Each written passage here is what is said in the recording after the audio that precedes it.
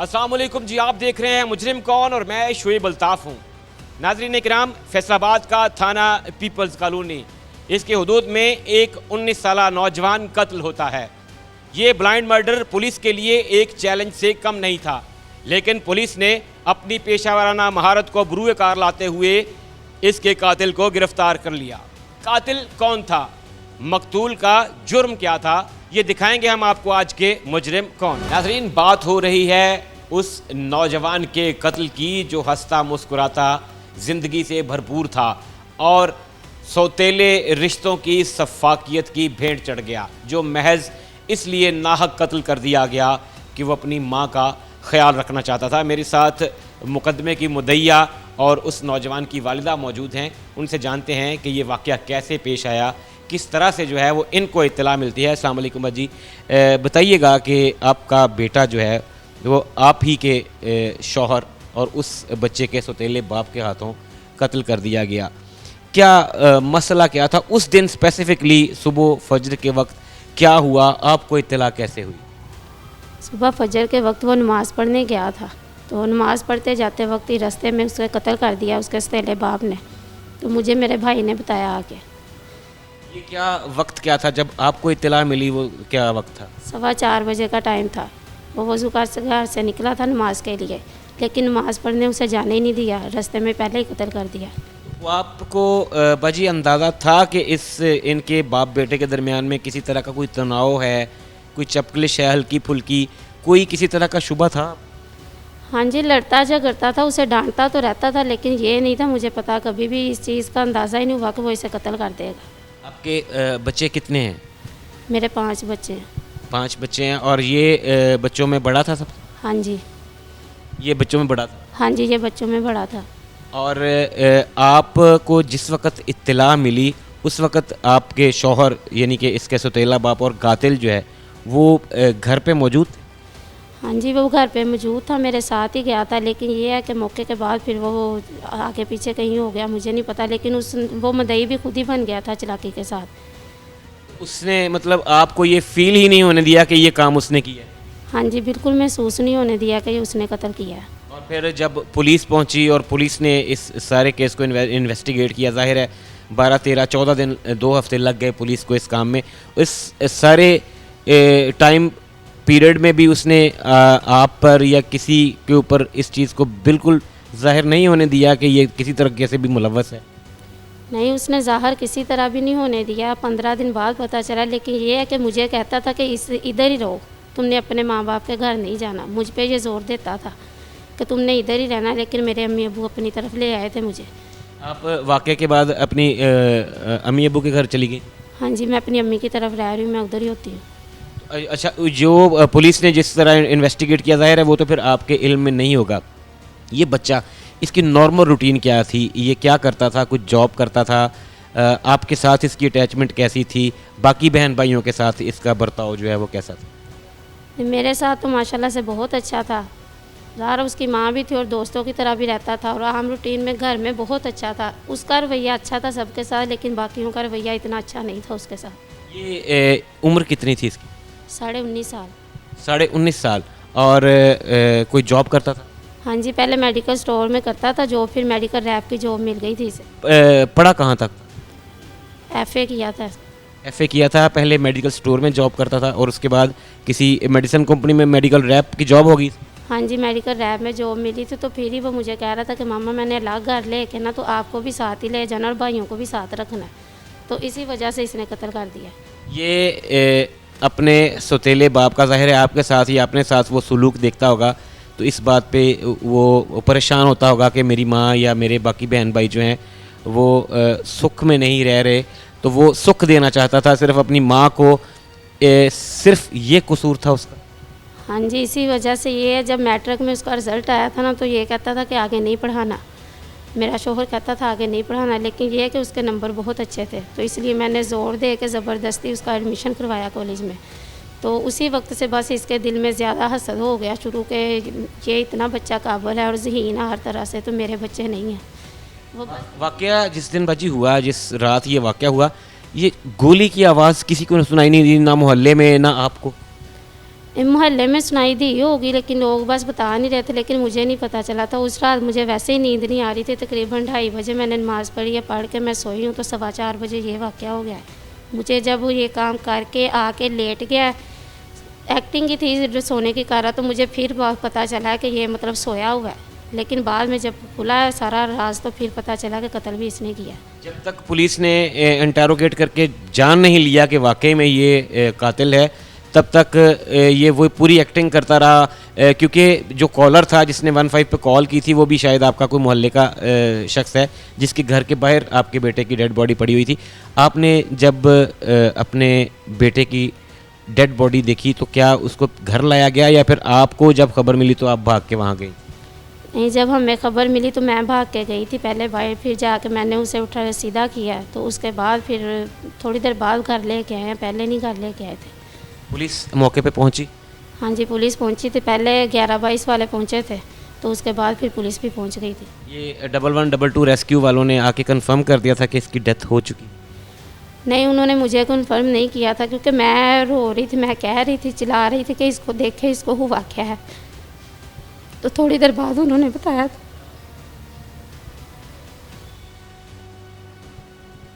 भाजी, अल्लाह पाक आपको सब्र दे। आपका जवान बेटा था, कभी भी उसने परेशानी का इजहार किया कि जी मुझे अपने वालिद की तरफ से ख़तरा है? नहीं, माशाल्लाह से वो बहुत साबर बच्चा था। पता चलता था उसको हर हालात का, घर का पता था, लेकिन अपने दिल में रखता था। उसने कभी किसी से शेयर नहीं की थी। कभी कभी मुझसे करता था, लेकिन मुझसे भी इसलिए शेयर नहीं करता था कि मेरी माँ परेशान होगी। वो फजर की नमाज मस्जिद में जाकर पढ़ने वाला बच्चा, ज़ाहिर है वो नेक था, वो खुदा तर्स था, वो अपनी माँ का ख्याल रखना चाहता था। बाकी उसके बहन भाइयों का उसके कत्ल के बाद जो है वो क्या है, वो उनके दिल में कोई इंतकाम है या सिर्फ वो अफसरदा है?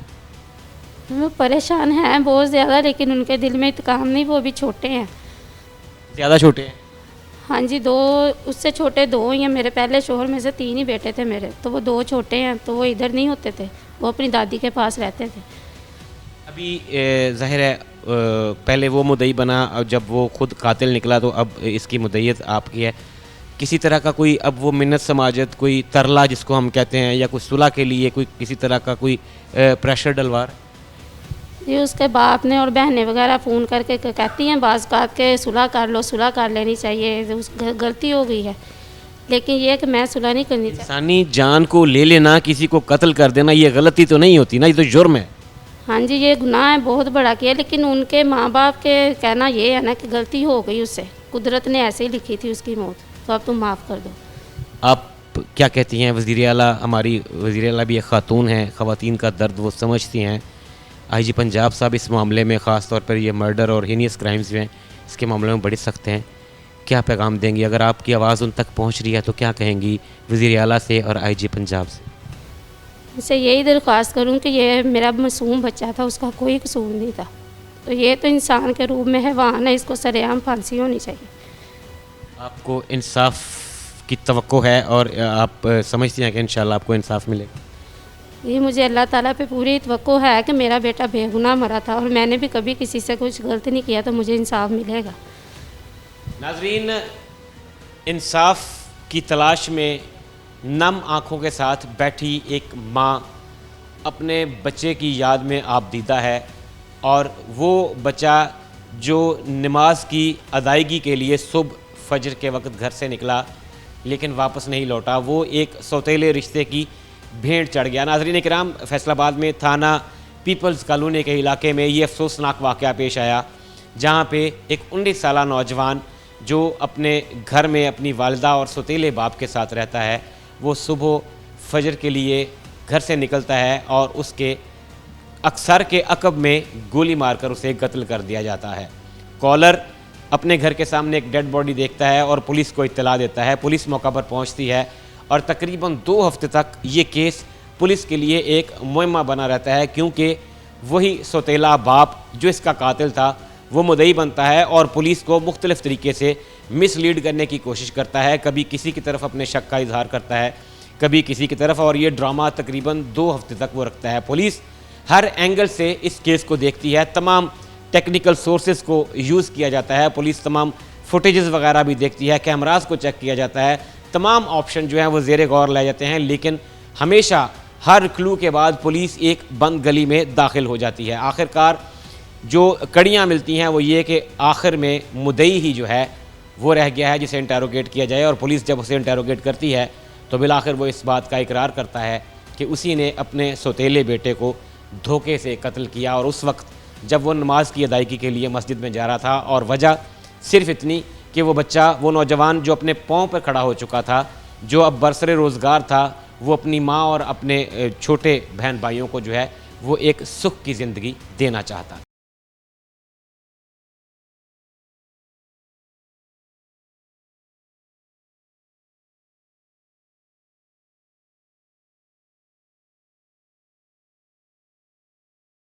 नाजरीन, टीम मुजरिम कौन मौजूद है फैसलाबाद की थाना पीपल्स कॉलोनी में, और बात हो रही है एक ऐसे कत्ल की जिसमें रिश्तों का तकद्दुस पामाल किया गया। नाजरीन इकराम, सौतेले रिश्ते सिर्फ मुहावरतन नहीं बल्कि इस केस में साबित हुआ कि सर्द महरी तक और बाज़ औकात इंसान को कत्ल जैसे घिनौने फेल तक भी ले जाते हैं।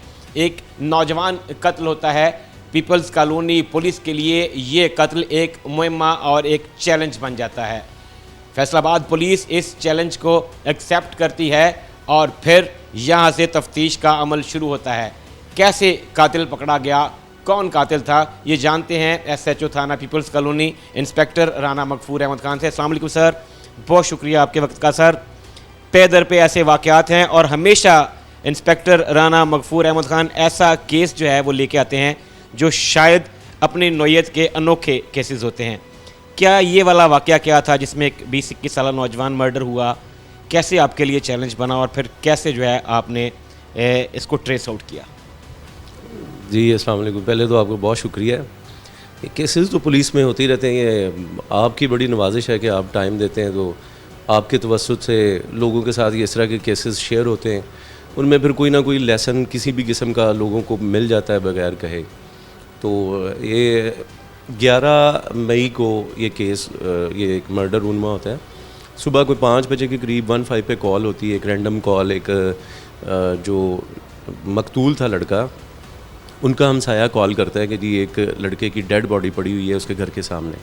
पुलिस उस कॉल के बाद जैसे यूजुअली रिस्पॉन्ड करती है, मैं मौके पे चला जाता हूँ, इंचार्ज इन्वेस्टिगेशन, फिर DSP और SP साहब भी आ जाते हैं मौके पे। तो ये 21-22 साल का लड़का था जो वहाँ पे औंधे मुंह पड़ा हुआ था, जो गुजरगाह थी इसके, ये पीछे इधर फायर लगा था गर्दन में और मुंह से निकल गया था, एक सिंगल शॉट था। उसके साथ ही इसकी डेथ हो चुकी थी मौके पे ही। हमने जो उसकी जो इनिशियल जो फॉर्मेलिटीज़ होती है उनका आगाज़ किया। उसके बाद हमने इसकी जब इन्वेस्टिगेशन शुरू की है तो उसमें जो पुलिस का तरीक़ाकार होता है कि हम सबसे पहले जो टेक्निकल फैसिलिटीज़ हैं उनसे कोई फ़ायदा उठाने की कोशिश करते हैं। हमने इसको पहले लॉक किया, जो उसका प्लेस ऑफ अकरेंस था उसको लॉक करने के बाद हमने उसका जो सर्कल था उसको एक्सपेंड किया कि मतलब मेरा तरीक़ाकार यही होता है कि मैं हमेशा आउटर सर्कल से उसको आगाज़ करते हुए उसको इनर तक लेके आता होता हूँ। तो हमने पहले जो ये रेलवे कॉलोनी का इंसिडेंट है, तो रेलवे कॉलोनी में उसकी जो सामने वाली साइड है वो रेलवे ट्रैक है, यानी रेलवे स्टेशन है, वहाँ से किसी की एंट्री या एग्ज़िट वो मुमकिन नहीं है। उसकी बिल्कुल बैक साइड पे हमारी पुलिस की अपनी चौकी है, वहाँ से भी कोई नहीं हो सकता। तो फिर बाकी बचते थे लेफ़्ट राइट। हमने लेफ़्ट राइट के दोनों साइड्स के कैमरास चेक किए। उसमें इस दौरान जब ये इंसिडेंट होता है, ये इंसिडेंट हुआ कोई तकरीबन 4:15-20 मिनट में। तो हमने इस दौरान उसके कैमरास को चेक किया कि कोई यहाँ पे एंटर हुआ हो या यहाँ से बाहर निकलता हुआ दिखाई दे। ये दोनों चीज़ें उसमें नील निकली, ना ही कोई उस प्लेस ऑफ अकरेंस पे एंटर हुआ था उस वक्त और ना ही कोई एग्ज़िट हुआ। उसके बाद फिर हमने जो उसका मुद्दई बना था, इस बच्चे का जो मकतूल था, इसको सौतेला बाप था जो इसका मुद्दई बना था, हमने उनसे इन्फॉर्मेशन ली क्योंकि जवान बच्चा था। आजकल जो जवान बच्चे होते हैं उनकी यारी दोस्तियाँ भी होती हैं, फिर उसके बाद उन्हीं यारों दोस्तों के साथ उनके कुछ ऐसे मामलात भी होते हैं जो इस हद तक शिद्दत इख्तियार कर जाते हैं कि जिसमें कत्ल जैसे वाक़यात भी हो जाते हैं। यहाँ पे मैं थोड़ा सा इंटरप्ट करूँगा। आपको एक हमसाये की तरफ से कॉल मौसूल हुई कि डेड बॉडी पड़ी है, आप लोगों ने जाके जब क्राइम सीन देखा, फिर आपने उसकी जो है इन्वेस्टिगेशन शुरू की। जो मुद्दई बना इसका सौतेला बाप आप कह रहे हैं, इसने एप्लीकेशन में, दरख्वास्त में क्या बताया कि कोई नामालूम कातिल जो है वो मेरे बच्चे को मार के चला गया, उससे जो है ये वाला मौक़िफ़ इख्तियार किया, या उसने किसी पे शक का इजहार भी किया था? जी, FIR तो उसने यही करवाई कि नामालूम मुल्ज़मान उसको फायरिंग के ज़रिए कत्ल करके चले गए। लेकिन जब हम मौके पे हमने उससे पूछा तो उसने वहीं कॉलोनी का एक और शख्स था, उसने उसका नाम लिया कि हमारी उसके साथ थोड़ी बहुत अनबन है, उसने पहले भी हमारे ऊपर थाने में कोई FIR करवाई थी चोरी की इस मकतूल के बड़े भाई के ऊपर। तो उसके बाद ये भी अब पिछले कुछ दिन पहले स्पीड ब्रेकर के ऊपर से गुजर रहे थे, तो तब उसके साथ इनका कोई आमना सामना हुआ था, उसमें भी उसने कोई धमकियाँ लगाई थी। तो अपेरेंटली उसने कहा जी कि वही हो सकता है जिसने इसका मर्डर किया है। हमने सबसे पहला बंदा जिसको हमने इंटेरोगेट किया है इस केस में, तो वो वही था।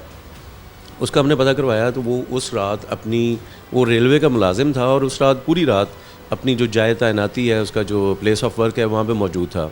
उसकी हमने पूरी रात की फुटेज देखी, वो वहीं पे मौजूद पाया गया। फिर हमने उसकी CDR ली, फिर हमने उसके अलावा जो और दूसरे कोलीग्स थे उनको भी चेक किया। उन्होंने कहा कि ये तो सारी रात इधर ही था, हमारे सामने ही था। तो उसके बाद फिर हमने उसी से थोड़ा बहुत, मतलब जो मुद्दई है, ज़ाहिर है पुलिस का यूजुअली यही तरीक़ाकार होता है, उसी से हम गाइडेंस लेते हैं थोड़ी सी, क्योंकि हमें उनके हालात का उतना नहीं पता होता जितना उनको ख़ुद पता होता है। तो उससे हमने गाइडेंस ली कि इस लड़के के कोई दोस्त जो हैं, उसने इसके कुछ दोस्तों का नाम लिया जो इसके साथ काम भी करते थे और उसके अलावा इसके साथ उनका मिलना मिलाना था। उन दोस्तों को हमने फ़र्दन चेक किया, उनमें से कोई बात ना निकली। फिर उसके बाद हमने इस लड़के की जो CDR है उसका एनालिसिस किया हर तरह से। फिर उसके बाद हमने इस लड़के का जो मोबाइल फ़ोन था उसको चेक किया, उसको हमने बड़ा क्रिटिकली एनालाइज़ किया। यानी आप समझ रहे हैं इस लिहाज से कि जो जवान बच्चे हैं, ज़ाहिर है उनके कुछ इस तरह के भी कोई मैटर्स होते हैं, यानी वेमनाइजिंग टाइप के, जिसमें कोई औरत का चक्कर हो। पुलिस जो है वो अपनी पेशा वाराना SOPs के मुताबिक चल रही है कि मुद्दई जहाँ थोड़ा से भी शक का जो है वो इजहार कर रहा है, वहाँ पे पुलिस जाती है और मुकम्मल इंटेरोगेट करती है, लेकिन वहाँ से नील निकलता। जी बिल्कुल, एग्जैक्टली सही कहा आपने कि हमारा मतलब स्ट्रेटजी भी यही होती है और मुद्दई का राइट भी है कि हम कम अज़ कम उसके माइंड में कोई बात है तो हम उसको तो ज़रूर पाया तकमील तक पहुँचाएँ, उसका जो भी रिज़ल्ट निकलता है, लेकिन हम उसको चेक ज़रूर करें। तो हम ऐसा ही कर रहे थे कि जिस तरफ वो उंगली उठाते थे हम उसको भी इंटेरोगेट करते थे। और मोर ओवर जो हमारी अपनी इन्वेस्टिगेशन में कुछ चीज़ें हमें लगता था कि ये भी चेक कर लेना चाहिए, हमने वो भी सारी चेक की। हमने इसमें अच्छी खासी मेहनत की, यानी 11-12 दिन तक हम इसमें बिल्कुल ब्लाइंड रहे। हमें कोई क्लू नहीं मिल रहा था। किसी तरफ भी कोई बात ऐसे होता था कि हम एक बड़ी उम्मीद के साथ करते थे कि यार यहाँ से इसका कोई ना कोई क्लू मिल जाएगा, लेकिन इवेंचुअली वो भी नील निकलता था। अब आ जाके जब इनका बचा के बाकी घर बचता है, फिर हमने दोबारा इसका आगाज़ किया उस पॉइंट से कि जब इसकी 15 पे कॉल होती है, तो हमने उस पॉइंट से इसको दोबारा से इंटेरोगेट करना शुरू किया। अब जो कॉलर था हमने उसको दोबारा बुलाया, उससे इन्फॉर्मेशन ली सारी, उससे पूछा कि उसने किस तरह से क्या देखा था और उसके बाद उसने घर वालों को कैसे इन्फॉर्म किया, 15 पे जो कॉल की वो कॉल उसने क्या की, और उसके बाद जो वहाँ पे जो भी आया उसके साथ उसने उसको क्या स्टेटमेंट दी। फिर उसकी जो स्टेटमेंट थी उसको हम क्रॉस चेक करते थे इन जो मुद्दई साहब हैं, उसका जो सुतेला वाला था, इसके साथ या इसके घर वालों के साथ। अब हमें उसमें थोड़ा सा ना हमें कंट्राडिक्शन को सामने आया कि जो वो कॉलर कह रहा है उसकी बात और मुद्दई की बात थोड़ी सी डिफरेंट है एक दूसरे से। फिर उसके बाद मुद्दई की और उसके जो दूसरे घर वालों हैं, यानी जो मकतूल था लड़का, उसकी वालदा की, उन दोनों की बातों में भी थोड़ा सा तजाद था। उसकी वजह से हमारा फिर शक गया कि इनका कोई घर में कोई मामला हो सकता है। अब घर में कोई मामला होगा तो उसमें भी हम यानी यही होगा रूटीन में कि हम सबसे पहले ये देखेंगे कि ये क्योंकि जवान बच्चा था तो इसका जिसके साथ तनाज़ा हो सकता है वो भी इसका कोई जवान, कोई सुतेला भाई या कोई इस तरह का हो सकता है।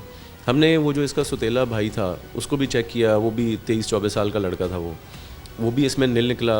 हमने अच्छी तरह से उसकी यानी CDRs वगैरह ली, उसकी जहाँ पे वो काम करता था उसकी सारी रात की फुटेजेस चेक की, फिर और भी हर एंगल से उसको चेक किया, वो भी उसमें नील निकला।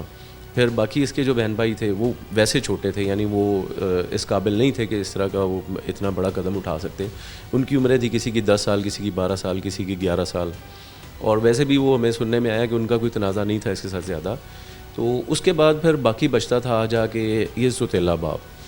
अब हमारे लिए ये एट द सेम टाइम बहुत रिस्की भी था कि इसको हम इंटेरोगेट तो कर लें, लेकिन अगर हमारा शक सही ना निकला तो फिर ज़ाहिर है मुद्दई है और उसका सुतेला बाप है, तो उसके बाद हमारी तो फिर अपनी नौकरी पे बात आ जाती कि बैकफायर कर जाता और बहुत बुरे तरीके से बैकफायर करता। जी जी एग्जैक्टली, ये ऐसे बैकफायर करता कि ये हमें भी उड़ा देता उसमें।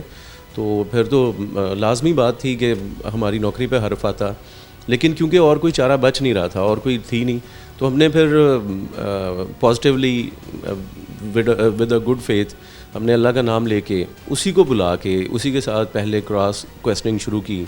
हमने जो जो मालूमात वहाँ से इकट्ठा की थी, जब उसी को इसके साथ हम मैच करते थे, इसके साथ उसको कंपेयर करते थे, तो उसमें तजाद आता गया। यानी वो हर नई बात के ऊपर वो मज़ीद मशकूक होता गया, वो जो मुद्दई था। कितना मुश्किल कितना होता है ये वाली स्टेज जिस पे आप आके उस दराहे पे खड़े हो गए। आपके लिए आपके जो सुपीरियर्स हैं, ज़ाहिर है आपने उनको भी एतमाद में लिया होगा कि सर अभी बात यहाँ तक आके रुक जाती है। ये डिसाइड करना फिर कितना मुश्किल होता है, गो हेड देना जो है वो कितना मुश्किल हो जाता है इस सूरत हाल में कि चारा भी कोई नहीं है, ऑप्शन भी एक ही है और वो ऑप्शन भी जो है वो 50-50 पे खड़ी है। यही तो सबसे मुश्किल बात यही होती है जी, आपने सही जज किया इसको। लेकिन फिर ज़ाहिर है हमारा जो काम है इसमें रिस्क तो हर वक्त होता है, हम हर वक्त रिस्क पे होते हैं। यानी वो एक अलग बात है कि हम इतना रिस्क उठाने के बावजूद, इतनी मेहनत करने के बावजूद अवाम की तवक्कुआत पे पूरा नहीं उतरते, उसमें भी लाजमी कोई हमारी अपनी खामी है।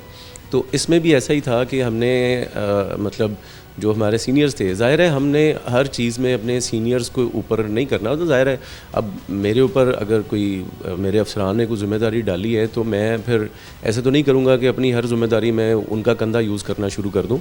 उनको भी हम उस हद तक किसी केस में इन्वॉल्व करते हैं कि जहाँ पे हमें लगे कि यार ये तो फिर और हमारे पास कोई ऑप्शन बचता नहीं है। बाकी हम मोस्टली यही कोशिश करते हैं कि जितनी हमारी कैपेसिटी है उस कैपेसिटी के मुताबिक अपने सर पर ही कोई बोझ उठाएँ, ताकि कल को वो हम पे कोई अगर मेहरबानी करना चाहें, रादर देन के कल को पता चले कि वो तो ख़ुद इसमें इन्वॉल्व थे, फिर उनसे तो बात निकल गई, फिर उनसे ऊपर वाले जो अथॉरिटी होगी उसके पास जाएगी।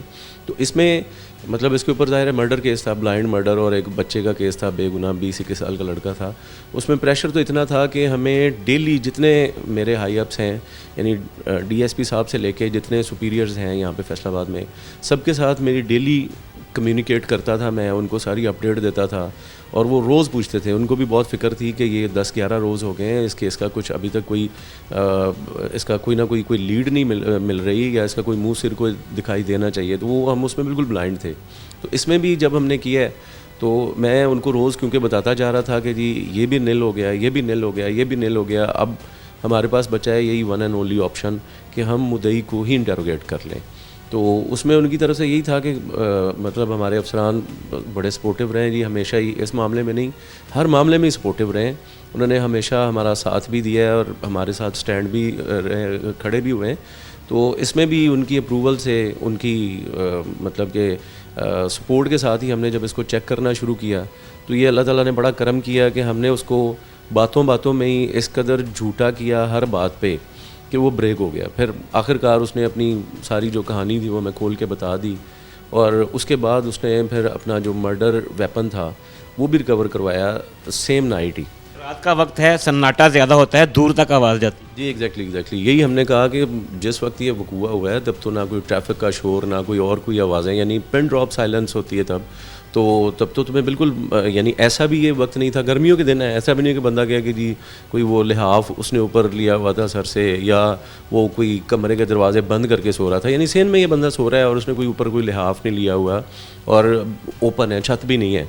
तो ये आवाज़ ना आना भी पहला शक इसी बात पे गया कि इसका मोहल्लेदार क्यों आके बता रहा है जो कि सोया उठा है, ये तो ऑलरेडी तब जागा हुआ है, तो इसको आवाज़ क्यों नहीं आई। अब उसमें ना उसको आवाज़ आई ना इसको आवाज़ आई, ना वो वक्त ऐसा था कि हमें कोई वहाँ का कोई आई विटनेस मिल जाता।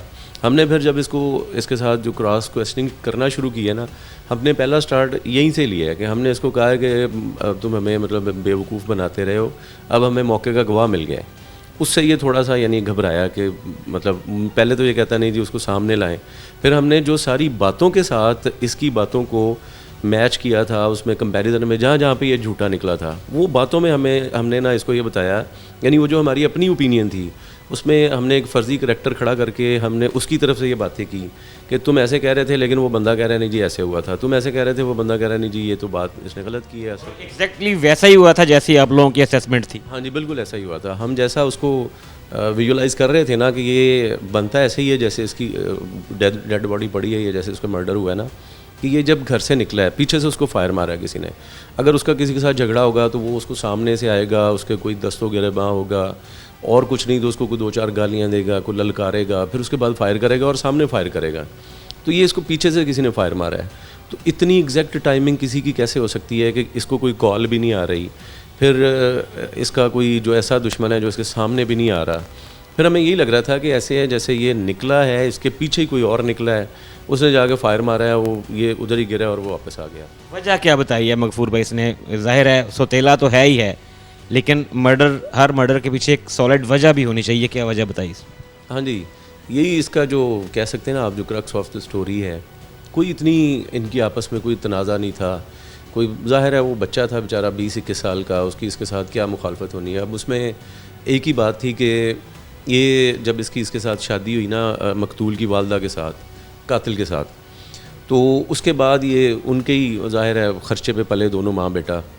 तो वो जब कोई आपके ख़र्चे पे पल रहा होता है तो आप उसके ऊपर बहुत सारे राइट्स क्लेम करते हैं, फिर आप समझते हैं कि उसका सारा जुम्मा क्योंकि उठाया हुआ है आपने, तो आप उसके ऐसे ही हैं जैसे आप उसके मालिक बन बैठे हैं। अब ये क्योंकि सौतेला भी था, इसकी अपने सौतेले वालिद के साथ और सौतेले बहन भाइयों के साथ कोई थोड़ी बहुत चपकलिश भी होती रहती है, क्योंकि ये थोड़ा सा ना ज़रा मिजाज का गर्म था। वैसे अच्छा नेक बच्चा था, लेकिन ज़ाहिर है जवान बच्चा था तो उसको थोड़ा सा फ़ील होता था कि हमारे साथ उतना अच्छा सलूक नहीं किया जाता जितना ये अपने बच्चों के साथ करते हैं। अब उसी में इसकी अपने बाप के साथ भी कुछ तू तकरार होती रहती थी अक्सर। अब जब भी इसके बाप के साथ कोई झगड़ा होता था तो उसमें जो माँ थी बेचारी, जो इसकी सगी माँ थी, वो अपने बेटे की साइड पे खड़ी होती थी। वो अपने यानी शौहर को समझाती थी कि आप उसके साथ ज़्यादती करते हैं, जवान बच्चा है, आप उसके साथ ना ऐसे किया करें। तो ये इनके झगड़ों से ये इस हद तक ये बच्चे का ज़हन बन गया, ये इतना फेडअप हो गया कि इसने सोचा कि ये सिर्फ इस वजह से मेरे साथ इस तरह इतना बुरा सलूक करता है क्योंकि ये हमें खाने को देता है, पहनने को देता है, रहने को इसने घर दिया हुआ है, या हम इसके टुकड़ों पे पल रहे हैं। इस मर्डर से कोई 2-4 रोज़ पहले उसकी ना कोई मेडिसिन कंपनी थी, उसमें उसकी जॉब हुई थी बतौर मेडिकल रिप्रेजेंटेटिव। उसमें ज़ाहिर है उसकी सैलरी अच्छी थी, तो उसने अपनी माँ को कहा था कि अब ना मैं तुम्हें यहाँ पे नहीं रहने दूँगा, मैं तुम्हारा ख़र्चा ख़ुद उठाऊँगा, हम एक अलग घर लेंगे, उसमें मैं तुम्हारा जो भी ख़र्चा है, तुम्हारा खाना पीना, कपड़े, जो भी कपड़ा जूती जो भी है वो सारा मेरे ज़िम्मे, हम यहाँ पे ना रहेंगे, ना इनकी ये बेजा बातें या इंसल्ट जो है करते हैं हमारी, ना हम वो सहेंगे। अब इस बंदे को वही था कि ये तो वाकई बीवी मेरी भी पहले ही इसके साथ है, यानी हम दोनों में से जब भी उसको किसी साइड पे जाना पड़ता है तो वो अपने बेटे की साइड लेती है, तो ये तो वाकई अपनी माँ को ले जाएगा यहाँ से। इस वजह से इसने ये प्लान किया क्योंकि फिर मैं इसको ही क्यों ना इस सीन से ऑफ कर दूँ। अच्छा, अब इसमें एक और अहम बात थी कि ये इसने अचानक से ये कैसे एग्जीक्यूशन कर दी, इसको कैसे ये अचानक से प्लान आ गया। इनका जो दादा था ये मकतूल का, वो भी सौतेला दादा था, यानी इस कातिल का सगा बाप, वो दादा इनके साथ रहता था और रोज़ की रूटीन ये थी कि दादाजी ख़ुद उठ के अपने पोतों को अपने साथ मस्जिद में लेके जाते थे। और पिछली रात से वो दादाजी चले गए अपनी बेटी की तरफ, अब ये सिर्फ यानी ये बच्चे अकेले थे, तो इसको मौका मिल गया कि अब तो मेरा बाप भी नहीं है जो मुझे देख लेगा या मुझे रोक लेगा, मेरी राह में रुकावट बनेगा, तो इसके लिए ये बड़ा आइडियल टाइम था, तो उसी का इसने फ़ायदा उठाया। नाज़रीन इकराम, SHO थाना peoples colony inspector Rana Magfoor Ahmad Khan हमारे साथ मौजूद थे और तफसीलन बता रहे थे कि कैसे पुलिस को एक 15 पे कॉल मौसूल होती है कि एक नौजवान की डेड बॉडी एक कॉलर के घर के बाहर पड़ी है और पुलिस के लिए ये मुहिम्मा एक चैलेंज बन जाता है। पुलिस इस चैलेंज को एक्सेप्ट करती है और बिलाखिर 12-13 रोज़ की अनथक मेहनत के बाद उस चालाक कातिल को, जो कि उसी कत्ल होने वाले नौजवान का सौतेला बाप था, धर दबोचती है।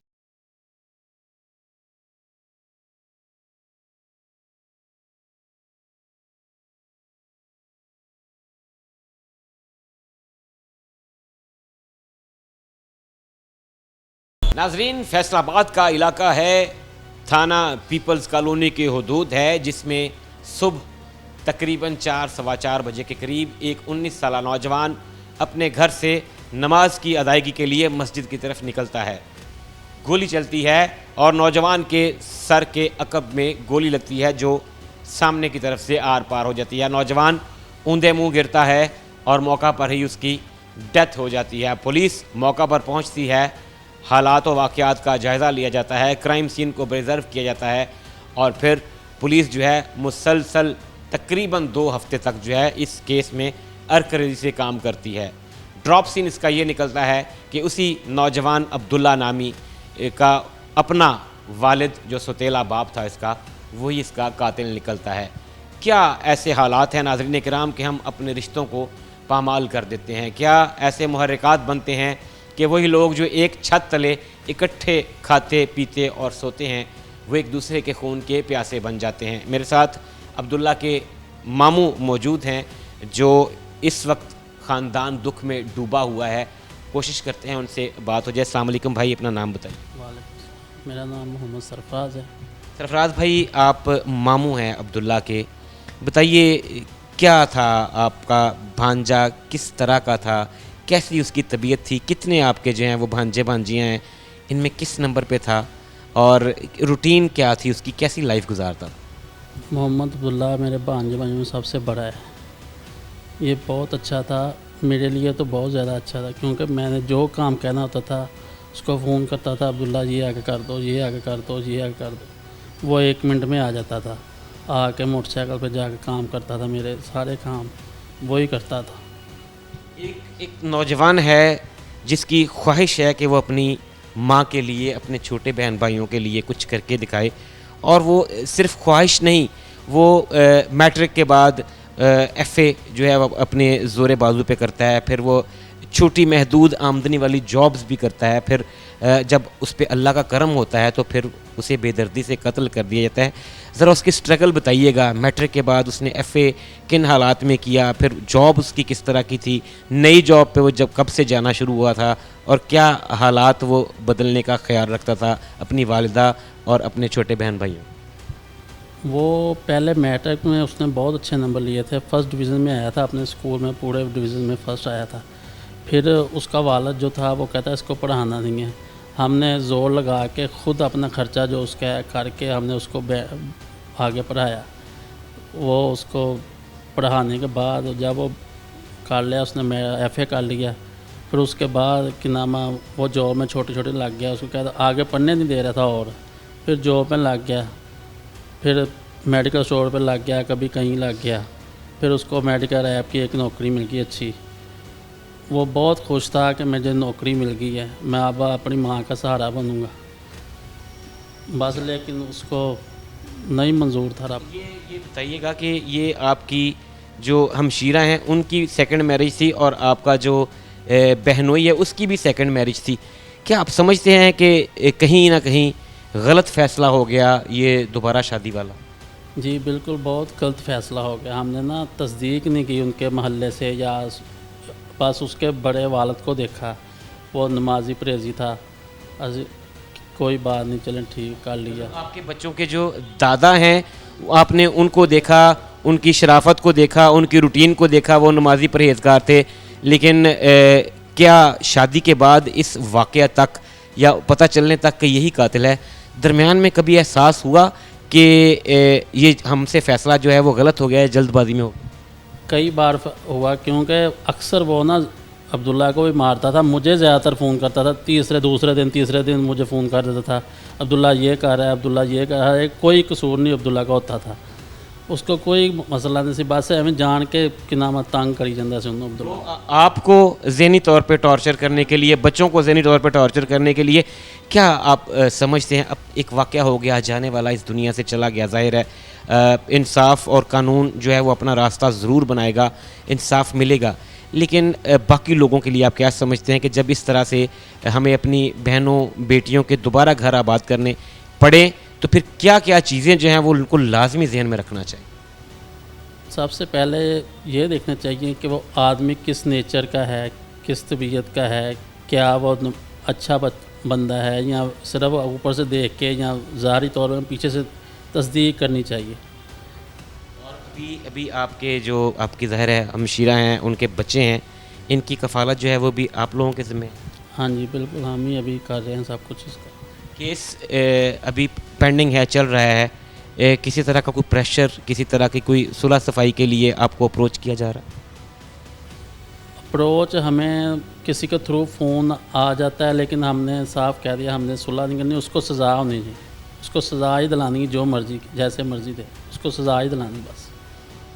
नाज़रीन किराम, बहुत मुश्किल होता है ऐसे लोगों से बात करना जिनके अपने प्यारे उनके हाथों में उनके सामने दम तोड़ जाएं, और फिर ऐसी जवान मौत जिसका कसूर कोई नहीं, जिसे नाहक कत्ल किया गया, और कातिल भी वो जो ख़ुद को बाप कहता था लेकिन था बहरहाल सौतेला। नाज़रीन किराम, सौतेला रिश्ता क्या होता है, इस वाक़े ने इसकी बहुत अच्छे तरीके से तशरीह कर दी है कि असल में खून का रिश्ता खून का ही होता है, और खून का रिश्ता उस बेटे का अपनी माँ से ज़रूर था, जिसने इस बात की ख्वाहिश की, जिसने अज़्म किया कि मैं अपनी माँ को एक अच्छी ज़िंदगी दूंगा, और इसी ख्वाहिश की तकमील के लिए वो कोशिश कर रहा था। लेकिन सौतेले बाप को शायद ये चीज़ हज़म नहीं हुई, शायद उसको जो है उसकी ईगो ने यह गवारा नहीं किया कि वो बच्चा जो कल तक जिसे मैं पालने का क्लेम करता था कि वो मेरे पैसों पे पलता है, अभी वो अपनी माँ को इंडिपेंडेंट होकर जो है वो अपनी माँ को कह रहा है कि मैं तुम्हें यहाँ से ले जाऊँगा। उसकी ईगो हर्ट हुई और इसी चक्कर में उसने अपने बेटे को कत्ल कर दिया।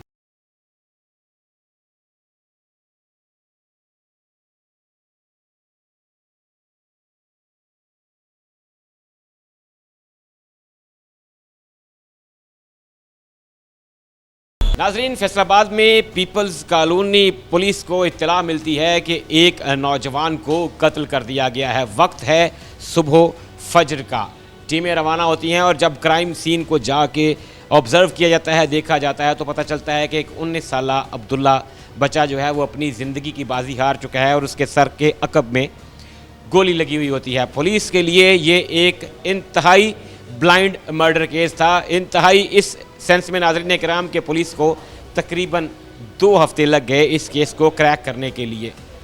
क्या ड्रॉप सीन निकला, कौन कातिल निकला, हमारे साथ इंचार्ज इन्वेस्टिगेशन थाना peoples Colony sub inspector Mohammad Ali मौजूद हैं, उनसे जानते हैं। अस्सलाम वालेकुम अली भाई। अली भाई बताइएगा कैसे ये केस रिपोर्ट हुआ, कैसे टीम्स को तश्कील दिया गया और फिर कैसे कैसे जो है आपने इस केस को परसू किया, कैसे कातिल तक पहुँचे? वालेकुम सलाम जी, बिस्मिल्लाहिर्रहमानिर्रहीम। सबसे पहले तो आपने कुछ ना कुछ इस पे ना रोशनी डाल दी है कि ये असल वक़ूआ सरज़द क्या हुआ है। तो जैसे ही हमें रिपोर्ट हुई है कि एक नामालूम जो डेड बॉडी है जवान साला जो है लड़के की है और एक गली में पड़ी हुई है रेलवे कॉलोनी में, फ़ौरी तौर पे अफसरान बाला के हमरा हम पहुँचे हैं, फ़ॉरेंसिक टीमें मौके पे आई हैं। तो जब उसको वो आइडेंटिफाई हुआ है कि वो इसी गली का रहायशी है और माशाल्लाह कोई नमाज वगैरह पढ़ता है और परहेज़गार बच्चा है, और आज भी ये नमाज की गरज से ही घर से निकला है।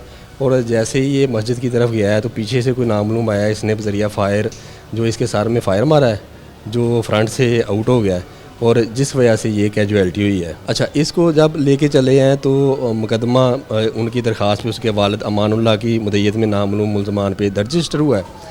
तो जैसे ये मुकदमा दर्ज रजिस्टर हुआ है तो इसमें जो इब्तदाई मराहल हैं तफ्तीश के, उसको मुकम्मल करके जो सस्पेक्ट बनते थे, जो जिस पे इन्होंने अपना कोई खदशा ज़ाहिर किया, जिसके साथ इसकी लड़ाई हुई थी और जो जहाँ पे ये काम करता रहा है और इसको टेक्निकली डेटाबेस पे भी वर्क करके जब हर तरफ से क्लूलेस हुए हैं तो अब बचता है मुद्दई।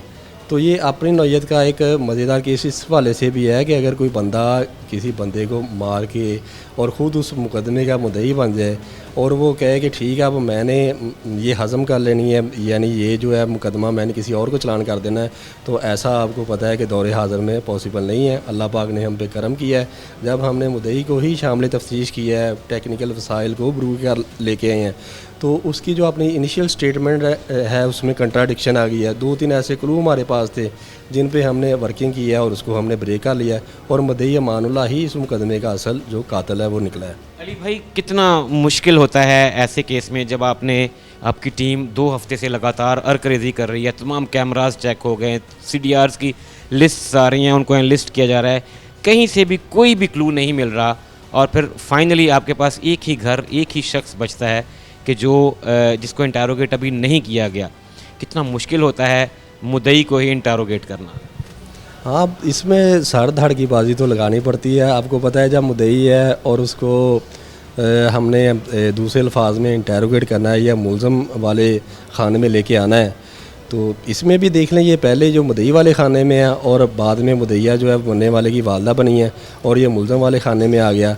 लेकिन इसके पास, हमारे पास ऑप्शन एक थी, लेकिन इसके पास ऑप्शनें बहुत थी। लेकिन चूँकि अल्लाह पाक ने करम करना होता है, नेक नीति हमारी शामिल है और अल्लाह पाक ने करम किया, ये ब्लाइंड मर्डर ट्रेस आउट हो गया। अली भाई, इसने, इस जो कातिल है और पहले मुदई भी बना, इसने पुलिस पार्टीज़ को हर तरफ जो है वो मिसलीड करने की कोशिश की। कभी दोस्तों की तरफ आपका ध्यान दिलवाया कि इसके फ़लाँ दोस्तों के साथ उठक बैठक थी, जिसके साथ इसकी ज़िंदगी में कभी मामूली तल्ख़ कलामी भी हुई थी, उसको भी जो है वो उसने पुलिस के ज़रिए इंटेरोगेट करवाया। क्या कभी किसी स्टेज पे ऐसा लगा आगाज़ में, जब ज़ाहिर है एक मुदई के ऊपर शक करना बहुत मुश्किल होता है, तब आगाज़ में कभी ऐसा फ़ील हुआ कि इसका जो है फाइनली खुरा जो है वो घर पे निकलेगा? नहीं, इब्तदाई स्टेज पे तो हमारे पास कोई ऐसी चीज़ ही नहीं थी कि हम इस पे खुरा डालते। जो बंदे ये प्राइम सस्पेक्ट बताता रहा, जिस चीज़ पे शक करता रहा, उसको शामिल तफ्तीश करते रहे हैं। लेकिन सोच हम भी यही रहे थे, जैसे वो आप पुरानी कबड्डी का मैच देखें ना, वो एक बंदा जो दूसरे को पहले भगाता है मुख्तलिफ़ तरीक़ों से, जब वो बिल्कुल थक जाता है तो उसको लटा के 1 2 3 कर देता है। तो अल्लाह का करम है, ऐसा ही हुआ है। जब इसने हर तरीके से हर चीज़ हमसे जो है ना वो एनालाइज़ करवा ली है और हमने हर चीज़ ऑब्ज़र्व कर ली है। जब एंड पे हमारे पास यही बचा है तो फिर हमने इसको जो है ना गिरा के 1 2 3 और जो हमारे पास क्लू थे इसके सामने रखे हैं, तो फाइनली जो है ना इसने डिस्क्लोज़ कर दी सारी स्टोरी। नाज़रीन इकराम, सब इंस्पेक्टर मोहम्मद अली हमारे साथ मौजूद थे, इंचार्ज इन्वेस्टिगेशन है थाना पीपल्स कॉलोनी फैसलाबाद के, और तफसीलन बता रहे थे कि कैसे एक 19 साला नौजवान अब्दुल्ला के मर्डर की खबर पुलिस तक पहुँचती है। पुलिस जो है वो मौका पर पहुंचती है और इब्तदा में ये केस एक ब्लाइंड मर्डर केस है। पुलिस एहलकार तमाम अपने रिसोर्सेज को यूज़ करते हैं, तमाम टेक्निकल वसाइल को बरूए कार लाया जाता है, लेकिन हर दफ़ा एक बंद गली में जाके पुलिस दाखिल होती है जिसके आगे सिरा कोई नहीं मिल रहा होता। यहाँ पे मुदई जो कि खुद कातिल भी था अपने सौतेले बेटे का, वो पुलिस को मिसलीड करने के लिए तमाम हरबे इस्तेमाल करता है। कभी मकतूल के दोस्तों की तरफ ध्यान दिलवाता है और कभी जहाँ पे वो काम कर रहा होता है उस मेडिकल स्टोर के मालिकान को जो है वो इंटेरोगेशन के लिए थाने में बुलवाया जाता है। हर एंगल से जब पुलिस थक हार जाती है तो फिर पुलिस को जो है वो दोबारा से सीन को, क्राइम सीन को दोबारा रिव्यू करना पड़ता है। पुलिस एहलकार कॉल से लेकर वापस चलते हैं और जब इंटेरोगेट किया जाता है तो फिर कुछ ऐसे बयानात होते हैं जिनसे मामला मशकूक होता है। इस एक सिरे को पकड़ते हुए पुलिस आगे चलती है और वही कातिल जो कि मुदई भी था वो अपना इकबाले जुर्म कर लेता है और उस नौजवान, उस बच्चे का, उस सौतेले बेटे का कसूर महज इतना होता है कि वो अपनी सगी माँ को रिलीफ देना चाहता है। वो अपने पाँव पर खड़ा होकर अपनी माँ के लिए, अपने छोटे बहन भाइयों के लिए एक पुरसुकून ज़िंदगी की ख्वाहिश रखता है जो कि सौतेले बाप से बर्दाश्त नहीं होती, और वो एक वेल प्लान्ड जो है वो मर्डर को एग्जीक्यूट करता है। एंड उस वक्त जब फजर का वक्त होता है, बच्चे नमाज़ पढ़ने के लिए मस्जिद जा रहे होते हैं, ये नौजवान भी घर से निकलता है नमाज़ पढ़ने के लिए, सौतेला बाप पीछे से आकर सर में गोली मारता है और अपने बेटे को कत्ल कर देता है। पुलिस ने यहाँ पेशावराना महारत का सबूत दिया, कातिल को गिरफ़्तार कर लिया और अब उसके ख़िलाफ़ एक मजबूत केस तैयार है ताकि उसे करार वाकई सज़ा दिलवाई जा सके। पुलिस ने मुलजिम को गिरफ़्तार कर लिया है और उसके ख़िलाफ़ एक मजबूत केस भी तैयार है ताकि इसे करार वाकई सज़ा दिलवाई जा सके। शुएब अल्ताफ़ को टीम मुजरिम कौन के साथ दीजिए इजाज़त। अल्लाह हाफ़िज़।